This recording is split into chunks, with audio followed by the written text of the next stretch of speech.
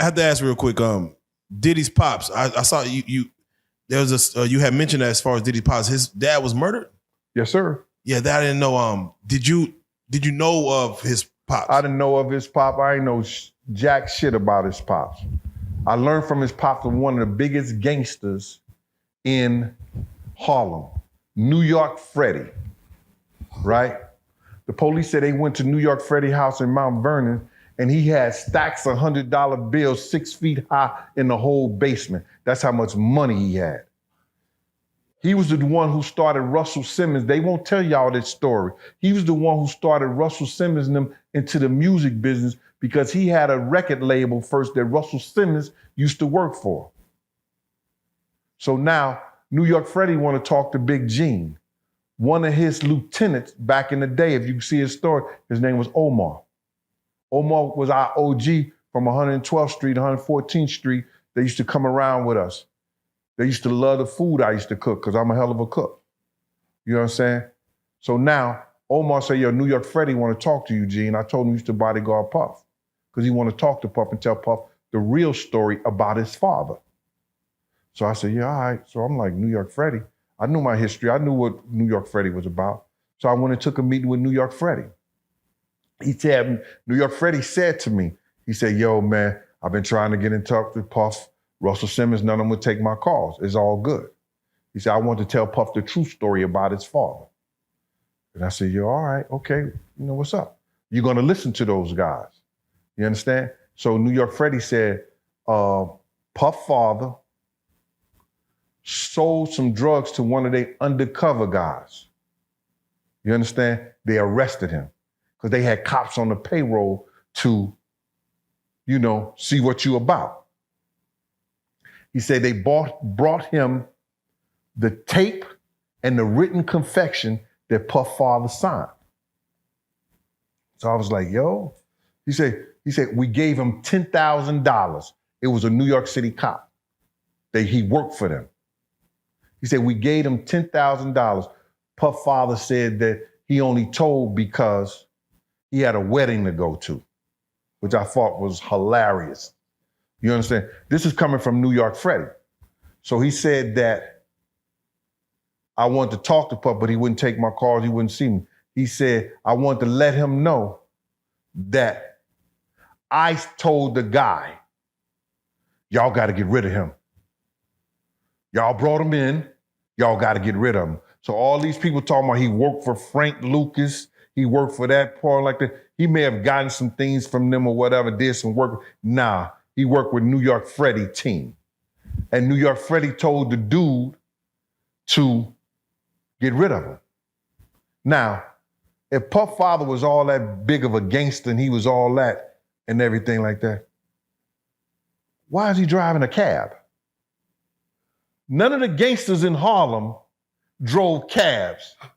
They drove Cadillacs, Rolls Royce, Mercedes, etc. You understand what I'm saying? So now, Puff father get murked by the dude that brought him in. And New York Freddie said to me, he said, I want to let him know the dude that was crying at the hardest at the funeral, carrying the casket, was the one who killed him. Yeah. So now, this is crazy to me, right?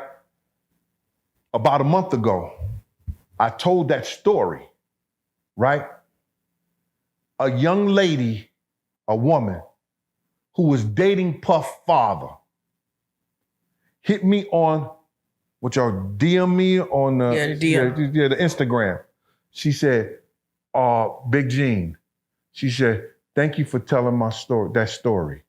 He said, I was dating for Puff father. And I went up to Flash Inn. It was a thing on 155th and McCombs Avenue in Harlem. I was waiting for him the next day because he had told me the day before he was killed that to meet him up there. He said, New York Freddie and all they crew was up there laughing and joking. And they knew about Puff father that got killed. So now I knew why they was doing that. Yes, sir. Real nice story. What What made you leave Diddy's side? Who said I left his side? You said what made him? You said what made me leave his side? Yeah. Oh yeah, the whole working for him. Puff, ASAP Ferg father went to Puff, and there's two reasons. He asked Puff to do a favor for him. He was in a certain situation, and I took him up there. I had $10,000 of Puff money in my pocket because we had left North Carolina. He was going somewhere, and he didn't want to take the money with him. And this was about 2 weeks later. It was a week before my birthday, like 4 or 5 days before my birthday. D said, yo, I want to go up to the office and talk to Puff. I said, all right, come on, I'll take you up there. So then he went and talked to Puff. He had some designs. He was one of the best designers in Harlem. He had a clothing company on 145th Street. And, Oh, wow. Yeah, that's ASAP Ferg father. Yeah, so now, I know they was real heavy into the yeah, he the one designed the Bad Boy logo. Yeah, and he designed the old Uptown Record logo too. You know what I'm saying? So this guy was incredible. The people used to come and steal his designs and mass produce it. He was the one who put all the things. You remember you ever see the patches? The patches and stuff on the jacket, on the arms and stuff. He designed that. He was the one who started the painting of the sneakers. They made a documentary about it, right?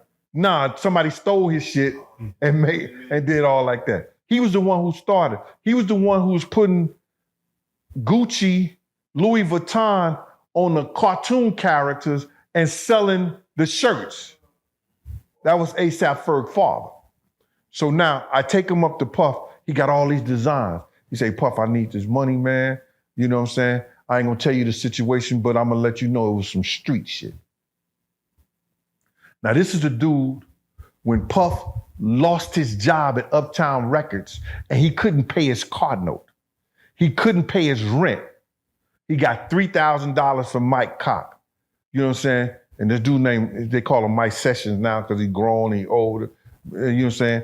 But he was known as Mike Cock back in the day. He got $3,000 from Mike Cock. D. Ferg gave him money. This new Puff was talking about committing suicide. I said, well, let him. You know what I'm saying? Nigga, that week, let him. You understand? So then now, he gave this dude a lot of money because he was collecting money from the same gang dudes to make sure Puff could pay his rent, pay his car note, and survive until he got with the butt naked guys, you know, Corey, Wolf, and L. That was a crew called Butt Naked. You know what I'm saying? He got with them. They gave parties, bro. Yeah, I'm just, bro. I'm not tripping on. You know, we have some crazy names back here. Like there'd be like in Dallas, it'd be like Smash Head and Pumpkin Boy. It just, the names that like old school or OGs used to have back in the day just. Yeah, it was butt naked, and they logo a booty ain't a booty unless it's butt naked. Amen. All right, nah, for real. So now he got money, gave Puff and everything like that. He went up and asked Puff for a lazy money like that. Now I could have just gave him that money I had in my pocket because Puff had completely all about it, forgot all about it. Never asked me the 2 weeks he was back in town and nothing like that because I only had Puff on weekends, Friday, Saturday, and Sunday. When I get off work on Friday, you understand, they'll call me, yo, Gene, you got Puff? Yeah, I got him. You understand? Saturdays and Sundays, I have them all day. You understand? Those was my days. So now, D asked him for the money. Puff say, I don't think I could do it. So D left out the office. I said, D, wait up for me outside. I said, you ain't gonna give Puff, you ain't gonna give D that money, dog? He was like, nah. He said, Gene, I can't do it. I can't do it right now. I said, well, here go your 10,000 that you get. He said, 10,000? I said, yeah, you gave it to me 2 weeks ago, nigga. Here, gave it to him. He said, you tell D about that? I said, no, that ain't none of his business. Real life. If that shit ain't real life, it ain't real life. Just ain't real. Real life street stars.